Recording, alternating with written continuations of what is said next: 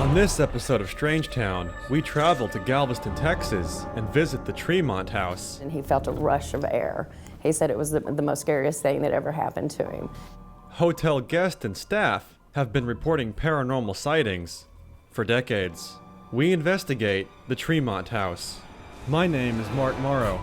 And my name is Billy Driver. We are here to seek out claims from ordinary people who come in contact with the unknown. Real stories. Real evidence. Welcome to our world. And welcome to Strangetown.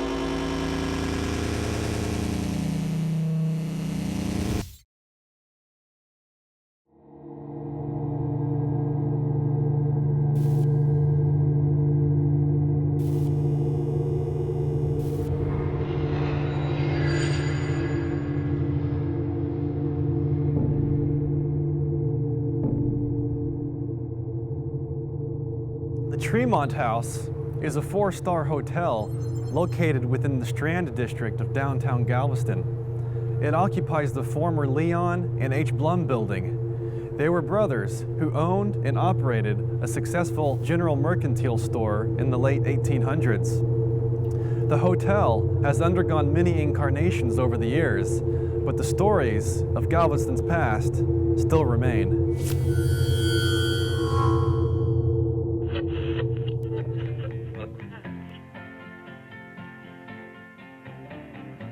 Galveston, Texas is a coastal city located on Galveston Island, 1 hour southeast of Houston. Named after Bernardo de Galvez, a Spanish military leader who led Spanish forces against Britain during the Revolutionary War. Today, Galveston is centered in the tourism, healthcare, and shipping industries. But our story begins at the original Tremont House, which first opened its doors in 1839. Years prior, in 1836, General Sam Houston led the Battle of San Jacinto,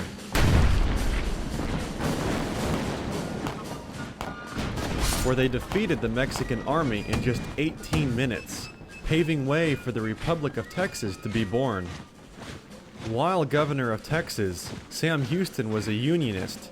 He opposed the Confederate States of America and resigned as governor for refusing to take an oath of loyalty to the Confederacy. On April 19, 1861, the Tremont hosted a grand ball in honor of the battle. General Houston made one of his most courageous and inspired speeches of his life from the balcony of the Tremont to a very hostile crowd. Denying rumors that he had been a traitor to Texas and for leaving the Union once the Confederacy seceded, he also warned of the horrors of the imminent Civil War. During the war, Confederate soldiers occupied the Tremont, which was soon destroyed in a raging fire that swept through the Strand District. In 1871, the Galveston Hotel Company, which is made up of Galveston citizens, began plans for a second Tremont House. A year later, in 1872, architect Nicholas J. Clayton built the second Tremont House on half a block of land enclosed by Tremont Street, Church, and 24th Streets. Just as Galveston was starting to become a boomtown, its fate took another disastrous turn. A hurricane, labeled a Great 1900 Storm, swept through and devastated the city, killing over half of its population. As the storm hit the island on September 8, 1900, in winds reaching as high as 120 miles per hour, a strong storm surge brought 15 feet of water washing over the entire island. Up to 12,000 people lost their lives, and 30,000 were left homeless. When the storm passed, scores of dead bodies littered the island. Buildings that were not damaged were used as makeshift morgues.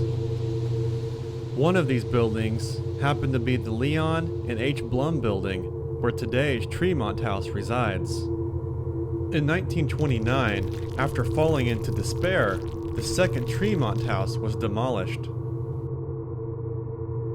Galveston's history has since been restored by Galveston-born businessman, real estate developer, and philanthropist George P. Mitchell. George and his wife Cynthia were strong advocates of historic preservation and served as leaders in the transformation of Galveston's once neglected downtown area. In 1985, the Mitchells resurrected the third and current Tremont House a few blocks away from the original location. Originally, that building did not have its French mansard roof on it. Of course, you have to outfit those with hotel rooms. They had to refit all of the structural steel in the building, and they continue to do very good things with downtown buildings. Today's Tremont occupies the former Leon and H. Blum building and the once makeshift morgue during the 1900 storm. The 119-room, Victorian-style luxury hotel occupies an entire block of downtown Galveston. With its glass elevators and 4-story atrium, the Tremont's past is brought back to life by the souls who once lived here.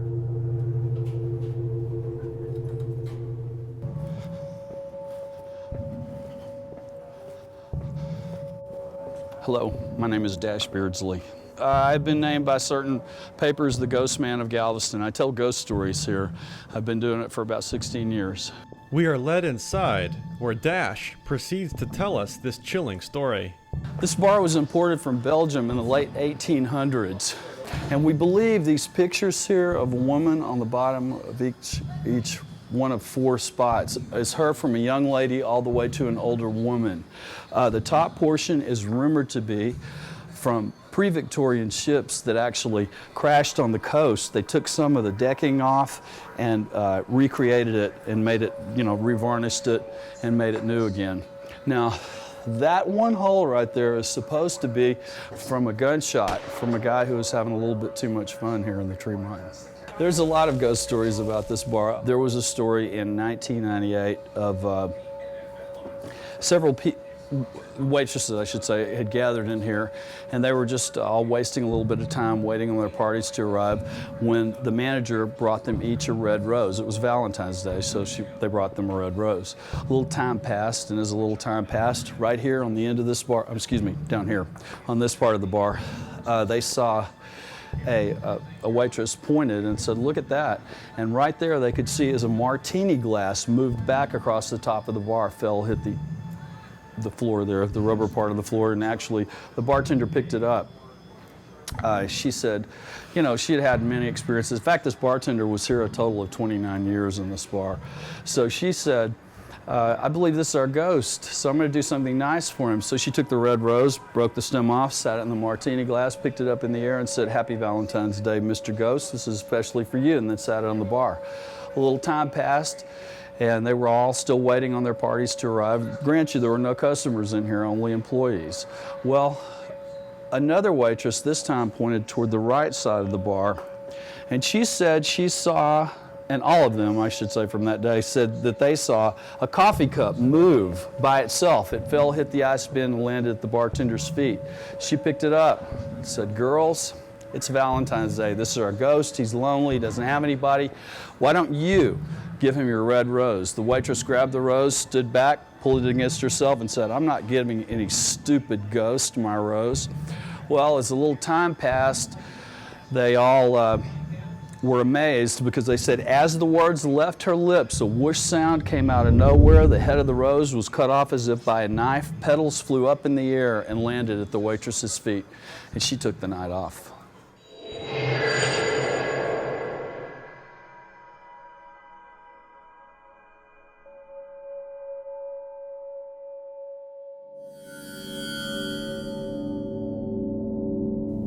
We sit down and chat with Melissa Hall, a guest service agent who shares her stories as heard from guests and the housekeeping staff. I'm a guest service agent here. I've been here for a little over 2 years. I've had experiences myself with some of the ghostly encounters, as well as get a lot of the guest experiences told to me. We actually had an intern from the Philippines that was here. He knew nothing about the haunted history of the hotel. And he was picking up some of the room service trays, and he heard a woman crying. And as he was, walking back, trying to find this lady that was crying, he was walking towards the stairwell, and the door was open, and the lady that was crying, it was getting louder and louder. And as he approached the door, the crying stopped, and he felt a rush of air. He said it was the most scariest thing that ever happened to him. One housekeeper, this happened to her twice in the same room. You get a routine as a housekeeper. You go in, you clean the bathroom. Once you finish with the restroom, you go out in the bedroom. Twice as she exited the restroom and was in the process of cleaning the bedroom, a small-figured lady dressed in black, an older lady, walked out of the restroom. She said it happened to her twice, and both times that she just kind of ducked her head and walked out of the room. One of the first guests that stayed in this room had some activity. He said, I don't know what it was. I just picked up my phone. I wanted to take a picture. He says, and when I took this picture, he said, I not only seen this out of the phone or in the photograph that I have, he says, I actually seen it with my naked eye. And it's an orb, but it's unlike any orb I've ever seen. It's like about this long. It's about a 2-foot orb. It looks like about as big around as a can of Coke or something like that, but it's stretched out, and I do have that photograph on that, and they were just, they said that they felt the presence, that there was just something in the room with them. This is room 271. This is going to be one of the rooms that you're going to be investigating. We've had a few different issues that's taken place here on the second floor. This is a connecting room to two of our suites. We've had issues with cold drafts, strange smells. That's neither perfume nor, not a bad smell, but it's something that makes your hair stand on end. On the back of your neck. You're ready to get out of that room as soon as you feel this or smell this. We've had housekeeping staff that's walked up to these rooms, knocked on the door, knowing that the room is vacant. And then they were told, by a female that, no, thank you, we're fine. They've exited, from the doorway and called the front desk and let us know that, that the room is vacant or, occupied. And we're like, no, that room is vacant. That has happened quite a few times over in this area here. She leads us to a door where her first personal paranormal encounter occurred. As you can see, the door's usually propped open like this. My experience, when I went to step like this, and the door swung shut on me. I'm talking literally slammed shut. And you could see it's not an easy door to close. You heard the scrape. It doesn't, it's cushioned, but it completely slammed shut. I screamed, turned around, ran down the stairs, and ran all the way back to the front desk. Room 424. This is going to be another one of the rooms that you'll be investigating this evening. There's been reports of orbs, water shutting off and on, lights off and on. There's also been reports of a shadow figure that's been seen in the room. So, this one has had a lot of activity. This is another, I would say, hot spot of the hotel.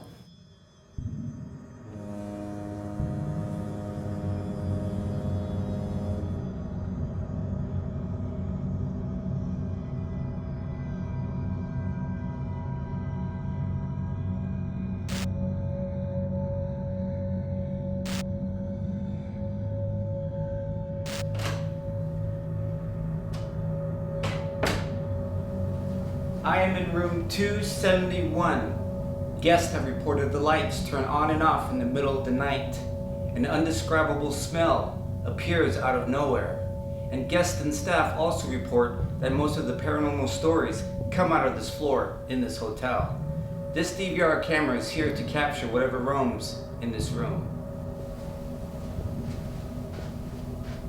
I am standing in room 424. In this room, guests have caught pictures of orbs. Also reports of a shadow figure seen standing in this room.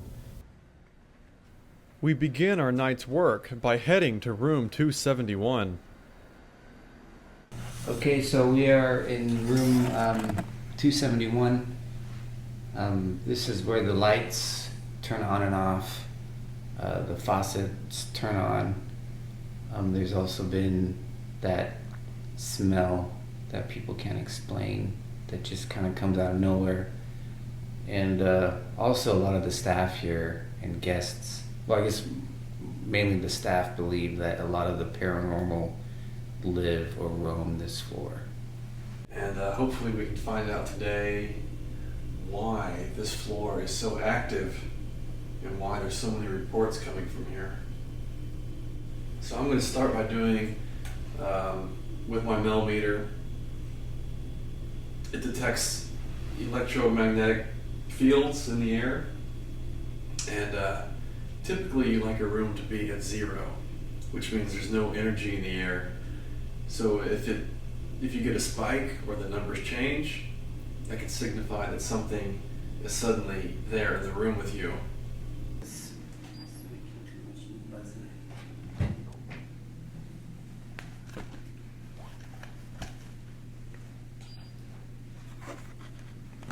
And on the bed, we have a constant 0.8, 0.9. Anyone in this hotel, could you please join us in this room? We're curious as to who you are and why you're here. We don't want to make you leave or harm you in any way. We're just curious about you. On the floor it's 2.7.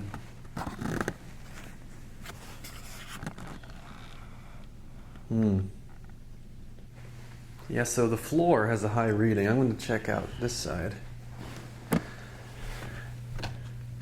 Nothing. Well, 0.3, but Not as high as it over, like it is over here. not nearly. This is just a 0.3. In the bathroom, we have a 0.9. The sink is 0.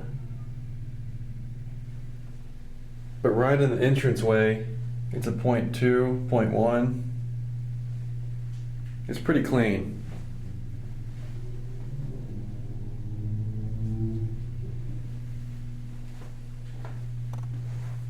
I actually stayed in this room throughout the night last night, and I woke up around 3 o'clock in the morning just because I was having trouble sleeping.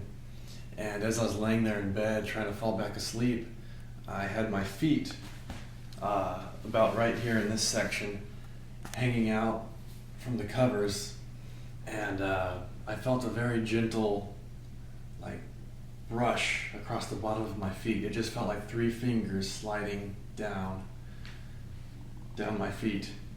So it certainly wasn't my imagination. There were no covers around. There was no one else with me. So 3 o'clock, that's right around what they call the witching hour, when spirits seem to be the most active. So who it was, I don't know, or why, but something certainly happened to me overnight in this room. I'm going to try our spirit box down here on the 2nd floor and see if we can communicate with any entity that roams on this floor. And what this device does, it scans the radio waves and emits white noise in between those radio waves, and supposedly a spirit or energy can use that white noise and communicate with us in real time so we can hear it. Is there anyone here with us?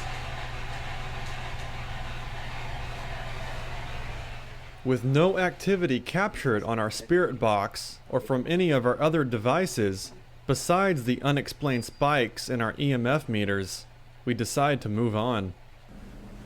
On our way to the 4th floor, we decide to measure the EMF activity along the walls, only to be alarmed by this. And on the 2nd floor, we have an EMF reading of 70, and that is an unreal amount of EMF. So we're going to go compare on all the other floors and see if we get similar results at a similar distance. And then we'll go and see what's on the other side of this wall and try to explain why there's such a high reading right here. So now we're on the 3rd floor, again, about 3.5 doors down, and we're still getting really high EMF readings on this side of the hotel. Mark and I are here in room 424, and this is the room where they've seen the orbs and the shadow figure. Yeah, people have been seeing, they'll wake up in the middle of the night, and sometimes they'll see a figure standing at the end of the bed. Who is it that people are seeing? What's your name? Would you like to come in here and tell us who you are? Are you a flood victim? Again, we register high EMF spikes over the bed. Where people sleep. Essentially, you're sleeping in a very high electromagnetic field, and people that are sensitive to electromagnetic energy, it can cause hallucinations, both auditory and visually. So it's quite possible that when people are sleeping in this bed, the EMF field that they're sleeping in is just causing a simple hallucination.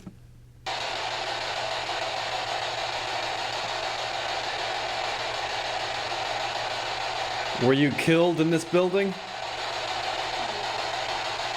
I heard that. I heard something. The female voice. Yeah, female.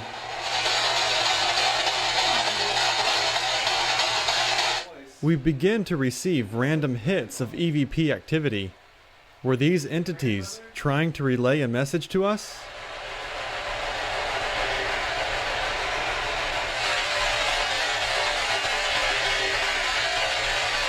Are they victims of the 1900 storm?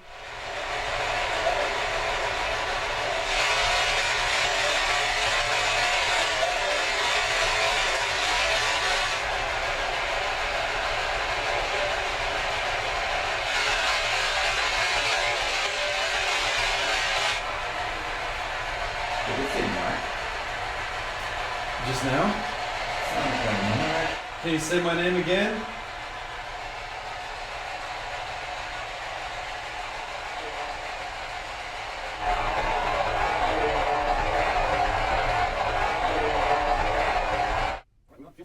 After nearly 40 minutes of investigating, we wrap up and decide to head back downstairs. Curious as to where the unexplained EMF spikes are coming from, we decide to go outside, but on our way out, we make a stop at the bar to set up additional gear. Okay, we're down here at the bar. It's closed, everyone's out. I'm gonna stick this GoPro and put it on time-lapse mode. I'm gonna shoot down the bar. And I'm gonna take this glass here, and this one reports a glass moving along this bar, and I'm gonna put this here, and this GoPro will be able to capture this if it moves. And in order to get any audio, I'm also gonna place my recorder right next to the GoPro.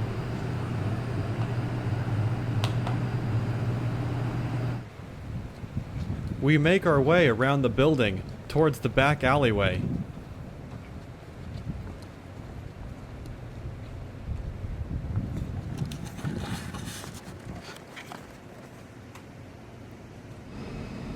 So we've come outside the Tremont House and we're in the alleyway that's right outside.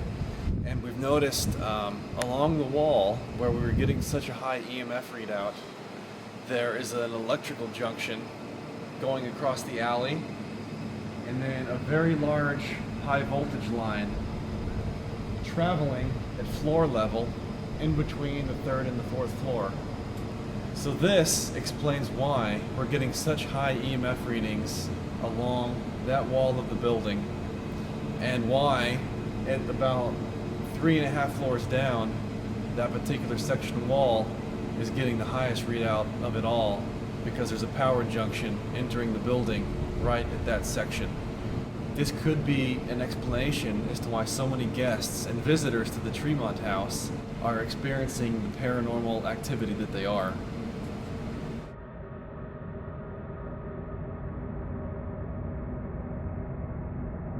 Our DVR cameras remained silent all night. The GoPro camera and the audio recorder in the bar area captured no unexplained activity. After our investigation, Billy slept in room 271, as I slept in room 424, to no unknown encounters.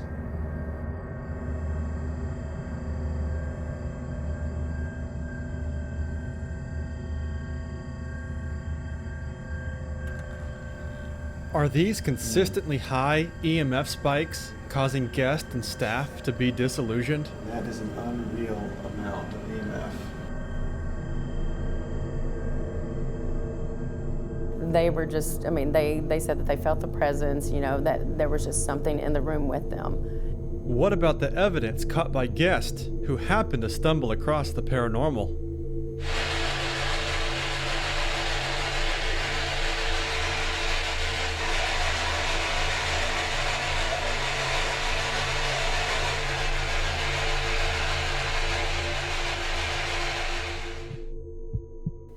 Were those the voices of victims during the flood? One that died in the flood, and another that died on a cruise ship as a result of the storm? This building holds history that cannot be ignored. There is a reason why the Tremont House has been plagued by paranormal stories for decades. The island of Galveston has seen its fair share of devastation, and these energies, whether residual or intellectual, seem to make themselves known to those around them, reminding them of the life that they once had.